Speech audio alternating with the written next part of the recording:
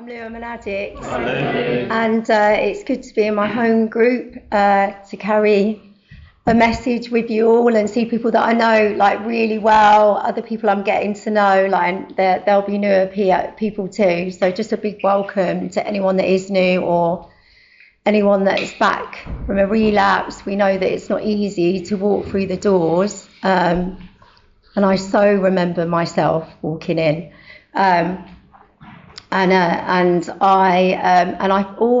so glad when I feel a bit of fear. Not that I like feeling fear before I do a share, you know, because it's like I never want to feel like I've got this licked. Do you know what I mean? You never want to just turn up and go and share from the head. When you're like in a little bit of fear, it means you've got to rely on a power greater than yourself to speak. So,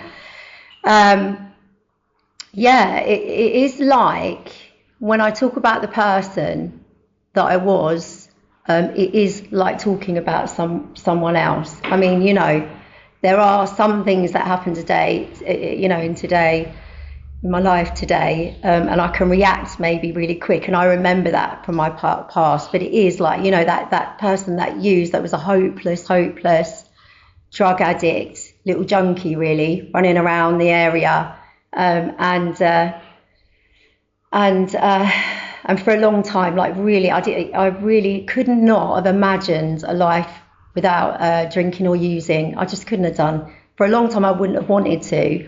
But you know, like when you're near the end, just even the thought of not having, you know, my script say for me, whatever is your poison is your poison. You know, don't separate yourself from me. Whatever your drug is your drug, or whatever, if it's alcohol. But it absolutely terrified me to think that I would have to go for however long without something inside me. And I was just so unmanageable in every single way. But I identify with that, even, you know, before I took a drink or a drug, I always had a level of dis-ease, and I still have that today, actually, like a nervous disposition. I can just like have that default setting where I'm a little bit in certain situations, and those that know me, I mean, you know, if you know me, I'm not really like that, but I have that. But that was kind of like the default setting for me. And growing up in my home, I always felt like I really belonged. But actually, me and my two brothers we're all addicts. Do you know what I mean? So we were all outright mental defectives, like fighting, shouting in the house. There was a lot of normal dysfunction. Where it was a big drinking culture, Irish family. My mum and dad would be killing each other, but they loved each other. You know, it was like, and you had to shout to be heard, and that was very normal for us. But if you put me outside of my family, I was into that default setting where I would feel separated, not feel part of. I was brought up, it was mad, and I don't feel like this today, and it's not to offend anyone. I lived in England for a very long time. I was brought up not to trust the English because it was a great big Irish Catholic family. It was really weird, like growing up, just felt this like separation from people naturally, and I don't feel like that today. But yeah, so it was there was like a turmoil going on, I would say, definitely. And I remember feeling consumed with myself at times. And, you know, like fast forward to recovery, when you take the drink and drugs outside of you, it is all relevant what I'm talking about, is because that's what I'm left with in recovery. Do you know what I mean? Again, I'm raw. I'm like constantly thinking about myself. I'm like full of fear. So all of that stuff did go on for me. And my parents died when we were really young, which actually is a very tragic thing to happen to 3 kids. And we all brought ourselves up. So there was no adult that moved in with me. My oldest brother was like nearly 18. And so we did a very bad job of bringing ourselves up as well. So it was a very tragic thing that happened. But I do, and although it shaped like beliefs about myself, like with the abandonment stuff, and you know, like, but it isn't the reason I'm a drug addict today. I absolutely know that from the core of my being, and I know that there's like people we know and love in this fellowship that had such an idyllic upbringing. I'm doing that dry mouth. I just got to have a drink a minute. You know, and like a really lovely background, and they're addicts too. So, you know, so it's just that it definitely shaped my life. It definitely added to my malady. And so we're in this house and it's all going on, and I didn't have to go anywhere to drink or use. But I remember my brothers really, really well. It's something that it's always stayed with me. In my house, they were freebasing crack cocaine, drinking brandy, like music was on. Do you know what I mean? It's like, and them days, that's what it was. It wasn't the brown then. And I so wanted to be a part of that. Do you know what I mean? I remember just sitting there thinking, I so want to be a part of that. They're having a right laugh. And I was like too young at the time, but it was only like a couple of years later or something. And at one point, they said yes. I said, like, give me a bit of that. I used to be on at them. Let me have some, let me have some, let me have some. And I remember using with them, and I knew that was what I was missing. Do you know what I mean? It's like, and I just always wanted to use something. I always wanted to use something, and I went through a progression like really quick. It was very, very quick, and I'm not going to do a big drug-a-log. But eventually I took a drug as their progression was happening too, that absolutely hit the spot for me. Like it just, you know, and it was, you know, I like to be down. I like to be really out my nut and in oblivion. And that was what I wanted. It's just like, there's no middle of the road with it. It wasn't like I want to do something moderately, like have, you know, one or two of anything. It was like I just wanted out, gouge, and to be gone. And that was kind of a very, very quick progression of drug use. And from that time, I was literally, I kid you not, like on a mission, like until I started on my journey of my first detoxes. And I didn't even have a life. Do you know what I mean? There would be nothing that would get in the way of that. And you know, and I try and say, I suppose there were some party days, like I feel like I had a mental breakdown after all those years in ecstasy, being so young, but no wonder that I wanted to self-medicate with heroin. But they were very short-lived for me. It was very, very short-lived, and it was a necessity, and that was the way that it was. And so my first attempts of trying to do something about myself came in the form of a methadone script, and I went to drug services because I fell pregnant at I was 21 when I had Leah, so I would have been 20. And around about 18, started to go to drug services and engage with them. Do you know what I mean? I loved hanging out at needle exchanges. I loved like those all like old junkies. I love the needle exchange today at work, like, you know, like, but the old junkies that you could get like, you know, all the downers and Rohypnol and every colour you could think about. We had Mims books, and, you know, it's like really, and I just loved that. And I always wanted to take those drugs. But yeah, I started to try and get clean, but I didn't know really what that meant. And the way that it happened where we lived, there was a psych ward in the local hospital that was a mental institution that had 2 boys, 2 girls beds. And you went in there and you dried out. That was it. Like, they gave you medications, so there was no program, there was no solution. You know, you were literally, the drugs were just coming out of you, and you had to just sit in there. There was nothing to do. There wasn't a meeting. There wasn't. I did like 3 or 4 of those, or I went back to Ireland because my whole family blamed themselves for me and my 2 brothers.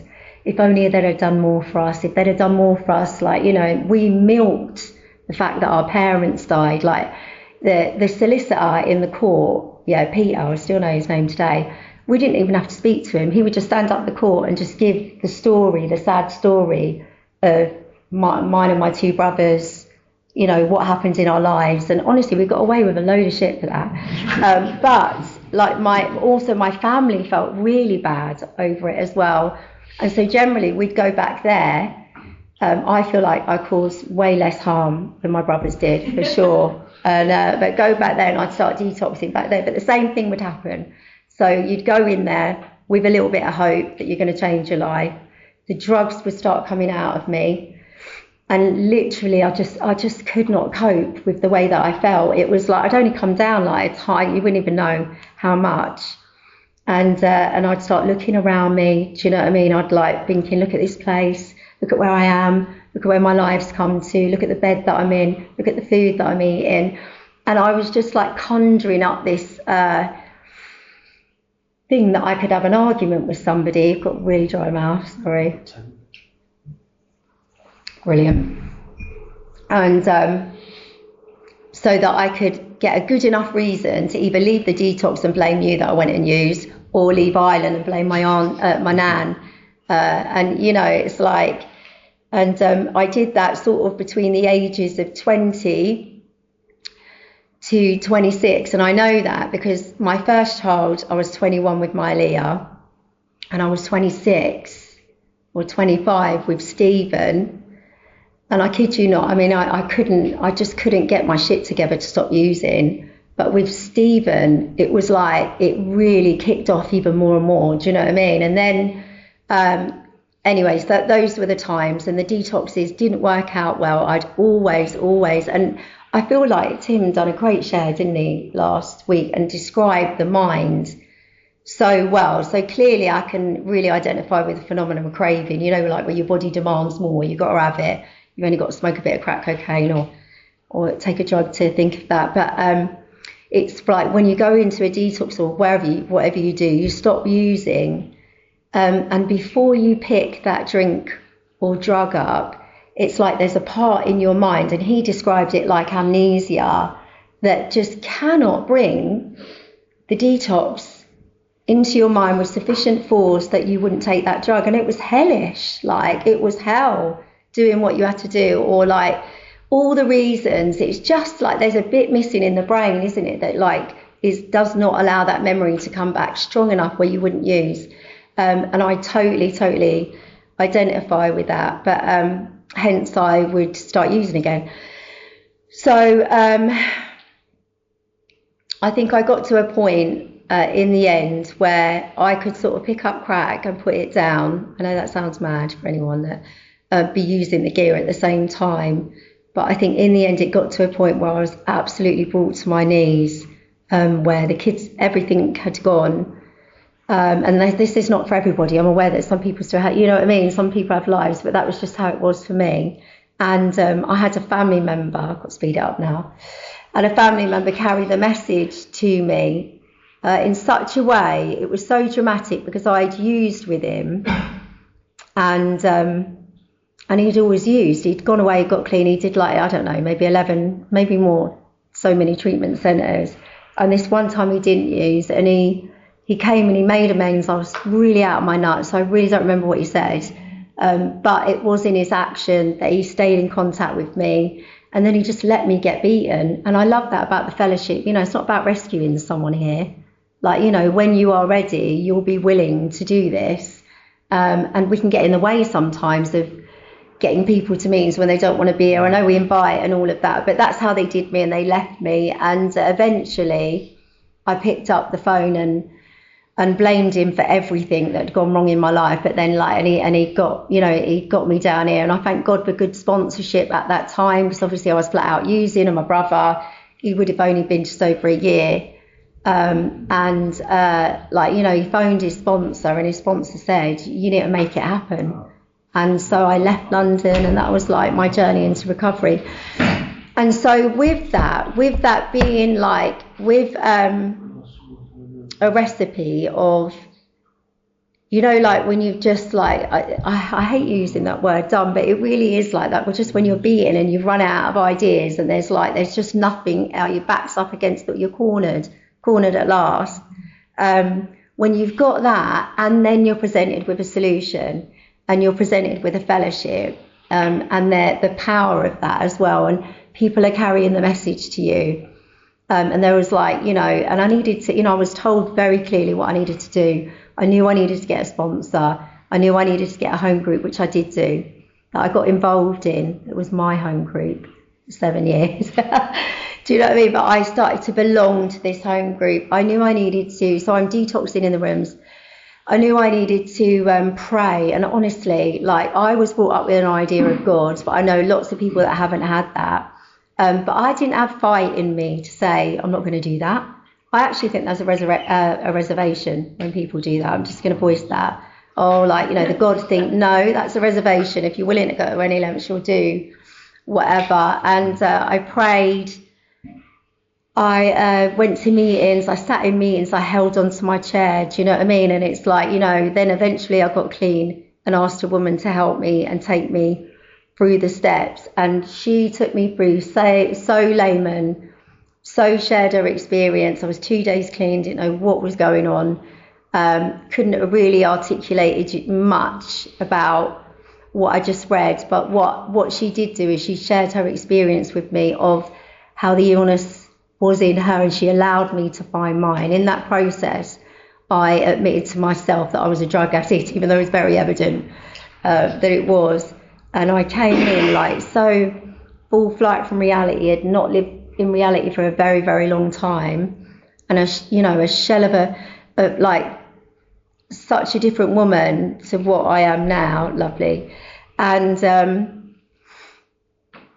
And what I experienced of going through the steps, what I remember is and there's a new power that flows in. When it says that in step 3, I experienced that. My hand shook for 60 days.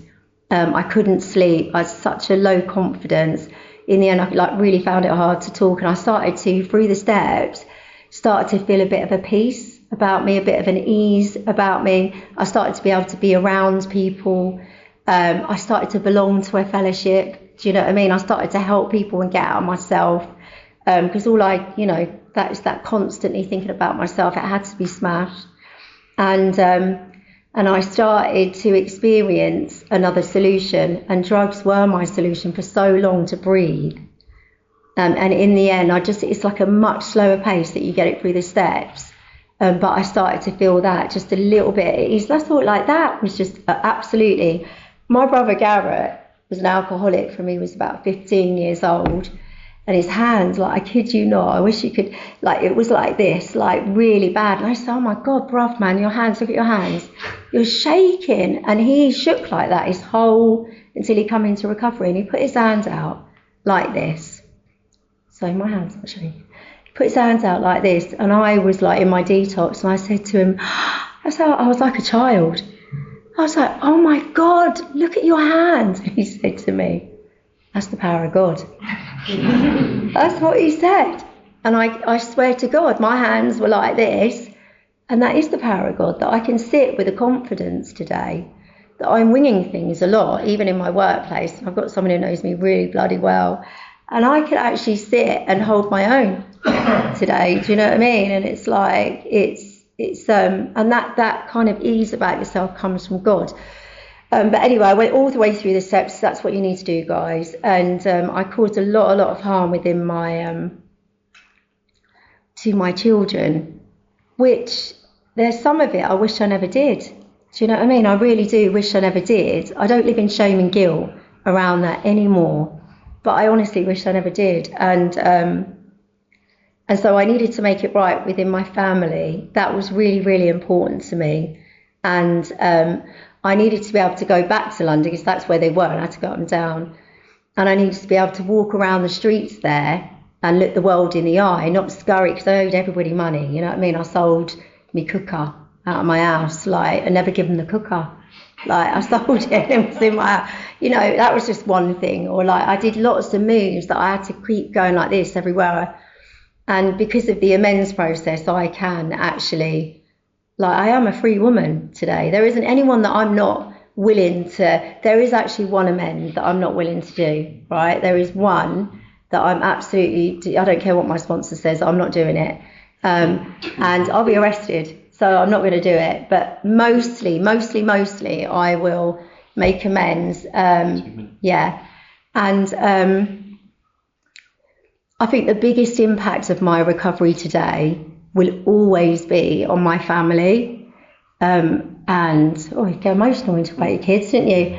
So my baby she was 3 when I got clean. and she's 22, nearly 23. And so she doesn't really remember a lot, but she doesn't know her mum using. I mean, she knows all about recovery. She could sit and pretend to do a share because she's been here and she's done that around the table before. But she doesn't know her mum using. I mean, she is, compared to my other two, I never hit her, which I don't need an award for, I know. But like the other two got battered. That's the way we were brought up. That's the way I brought them up, who I don't hit anymore, by the way, and I don't endorse that. But she just doesn't even know her life. Like, she's such a different child from my elder two, who are very bloody respectful, who got a clump when they were young. But I don't do that and haven't done that for 19 years. But the impact on them was really like a lot. It was really a lot. It was like my 31-year-old, it took a long time for her to get better, and she stopped smoking weed. She's like 15 months clean. And her partner is like 12 months. He's in recovery as well now. He's had to really demonstrate that. But yeah, it's like it's taken 19 years for it all to, and like such restitution. I know I need to shut up. And my son, who's now 27, he's 28 next couple of weeks. He was so chaotic. I didn't even know where he was. He was on red buses, didn't even know where he was most of the time. He is such a fucking great kid. I'm so proud of my kids. And I've got 5 grandchildren and 2 on the way. And like, God has just like multiplied my family. It's just like it's too much sometimes. But on a foundation of complete willingness that was God, like, so that was just given, isn't it? That's the gift. The gift is that I've consistently worked the steps in the program, and when things get tough, I think, what do I need to do more of? And I've got such good people around me in my corner. I'm really, really blessed. Thanks for letting me share. Thanks.